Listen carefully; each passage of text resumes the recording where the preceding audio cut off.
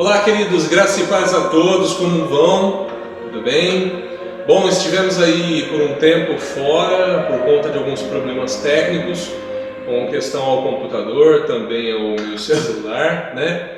E agora retornamos para finalizar o nosso estudo da carta de Romanos, no capítulo 2, onde demos aí o início sobre o assunto apresentado por Paulo a respeito da religiosidade, e hoje a gente vai finalizar, finalizar a carta, esse trecho da carta, essa parte final do capítulo 2 da carta de Paulo aos Romanos. Lembrando aí inicialmente, que Paulo, a gente começou a estudar a partir do versículo 18, a partir do versículo 18, onde Paulo faz uma análise robusta a respeito da personalidade humana a partir da queda, a partir do homem que, na sua loucura, busca desvincular-se do seu Criador, não se reconhece mais em Deus e tenta de alguma forma suprir esse vazio e essa necessidade de se contemplar e de se completar em algo que não seja Deus, e se colocando na forma de inimigo confesso e declarado de Deus. Nesse primeiro ponto, Paulo faz essa análise da animalidade do homem, da depravação sexual, da depravação como ser humano, não só trazendo em si a maldição, mas assim contribuindo para que outros pratiquem a mesma coisa e decaiam da graça de Deus de forma cada vez mais crescente. E logo depois, já no capítulo 2, Paulo volta à sua artilharia, não mais para o homem natural, que não reconhece mais a Deus, mas sim para o homem que teve a revelação escrita da parte de Deus, mas não a usa de forma correta, mas sim como somente um rótulo vazio de uma santidade falsa, e gerando em si próprio uma falsa segurança, e usando isso como artifício ou como respaldo para criticar as pessoas que não tinham conhecimento do pecado, eram homens naturais, e assim elas se colocando numa posição superior àquele que não tinha o conhecimento da palavra de Deus. E assim, o pior de tudo é que eram religiosos, independente de judeus ou não judeus, eram religiosos que se valiam da prerrogativa de serem cristãos, de serem salvos, de serem eleitos, para julgar aqueles que, assim, aos olhos deles, não tinham esse privilégio, a salvação, a graça de Deus. E logo depois, também já no segundo ato do capítulo 2, Paulo já se volta a um público mais específico e ele divide esse comentário em duas partes, ou podemos falar em 3 atos ou em 2 atos, sendo que o segundo ele tem uma parte inicial e uma parte final. A parte inicial ele fala a respeito dos judeus, aqueles que detinham a revelação por escrito, conheciam a lei, mas não as praticavam, conduziam outras pessoas a pseudo-práticas corretas, mas eles mesmos caíam no contraditório da prática do pecado. Quer dizer, bem dentro daquela máxima do faço o que eu digo, mas não faço o que eu faço. E assim prosseguiram numa falsa religiosidade. A partir do versículo agora 25 até o versículo 29, ele vai dar um outro aspecto a esse tipo de religiosidade, só que agora com um outro personagem, ou seja, o homem natural que age segundo a vontade, age inconscientemente segundo a vontade de Deus. Ou seja, vamos ler esse versículo, vamos ler essa passagem. Porque a circuncisão tem valor se praticares a lei. Se és, porém, transgressor da lei, a tua circuncisão já se tornou incircuncisão. Se, pois, a circuncisão observa os preceitos da lei, não será ela, porventura, considerada como circuncisão? E se aquele que é incircunciso por natureza cumpre a lei, certamente ele te julgará a ti, que não obstante da letra e a circuncisão és transgressor da lei. porque não é judeu quem apenas é exteriormente, e nem circuncisão a que é somente a carne. Porém, judeu é aquele que interiormente é circuncisão, aqui do coração, no espírito, não segundo a letra, e cujo louvor não procede dos homens, mas de Deus. Então Paulo está falando aqui do cristão inconsciente, não. Paulo está falando aqui daquele que age segundo a lei. Aquele que age segundo a lei, não por questão de escrita, mas segundo o coração. O coração que já reconhece essa necessidade de servir a Deus de uma forma mais objetiva, clara e justa. E, automaticamente, este que Paulo fala é aquele que não tem conhecimento da lei, mas que trabalha, de certa forma, como se a lei fosse o ditame de regra de vida. E automaticamente ele compara aqui ao judeu que ele expôs no versículo 17 a 24, que é aquele que se diz praticante da lei, mas não a cumpre.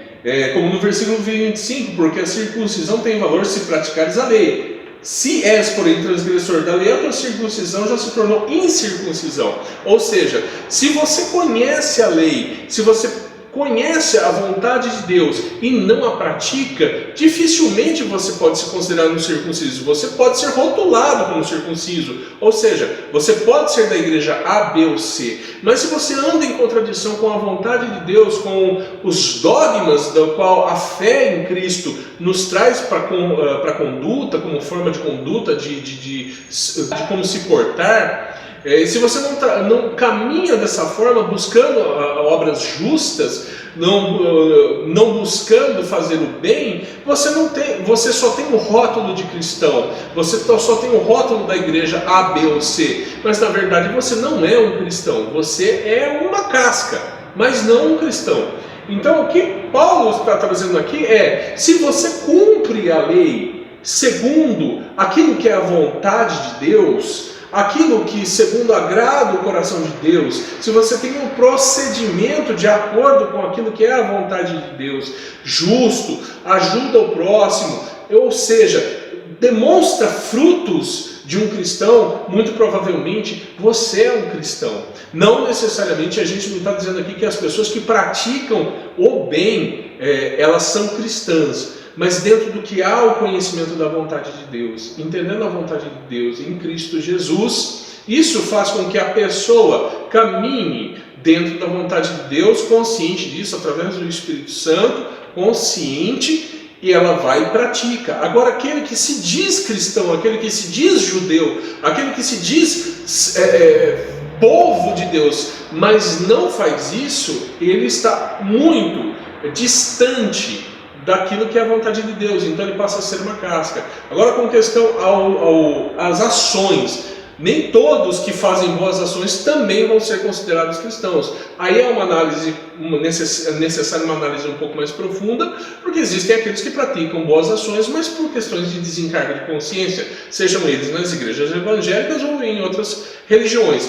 Vamos nos ater agora somente ao cristianismo em si. Há muitos crentes que praticam boas ações, mas estão voltados mais a desencargo de consciência, mesmo que isso inconscientemente, certo? Então, aquele que pratica a boa ação, mas consciente de fazer a vontade de Deus, consciente, a boa ação não seria somente a questão de distribuição de alimentos, roupas e tudo mais. Isso faz parte, sim, da natureza cristã, né, de procurar assistenciar o próximo, sim, mas aquele que só se embasa nisso e faz isso achando por uma viés legalista que está agradando a Deus, ele engana a si próprio, porque a Deus não se engana, mas ele engana a si próprio. Ele precisa de uma orientação para que ele saiba como vicejar frutos para que possa ser de fato frutos do Espírito, ou seja, uma orientação. Mas enfim, o que Paulo está dizendo aqui é uma comparação, que muitos que não conhecem, não detêm a palavra por escrito, praticam de certa forma bem, como se fosse um circunciso, como se fosse, digamos assim, trazendo ao nosso contexto, como se fosse um cristão. Ele age como se fosse um cristão. ele tem essa natureza que é uma natureza já interna, do que Deus já nos colocou que colocou em toda a humanidade, né? A consciência do bem e, enfim, a árvore da ciência do bem e do mal, né? Só para se entender melhor, ele já tem essa consciência e ele a pratica, então ele pode ser considerado praticamente como um circunciso. E aquele que se diz circunciso e não pratica, esse não pode ser considerado de forma nenhuma como um circunciso. Um legalista, uma pessoa que pratica desencargo de consciência, enfim, mas não como um cristão. Paulo traz aqui esta comparação, finalizando o que ele começa no versículo 17. Ele traz essa comparação. Ele fala do homem natural, ele fala do homem religioso. Ele fala especificamente do homem natural em 18 a 32, no capítulo 1. Ele fala do homem religioso a partir do versículo 1 até o versículo 24 do capítulo 2. E ele aqui traz uma síntese, comparando que ninguém vai ser melhor do que ninguém se em Cristo não estiver. Se em Cristo não estiver fazendo essas obras. Se consciente da sua natureza perante a natureza de Deus, que é santa e incorruptível. Então é isso que Paulo finaliza aqui no capítulo 2, para que os cristãos da igreja de Roma entendam o que está acontecendo, o que precisa ser feito.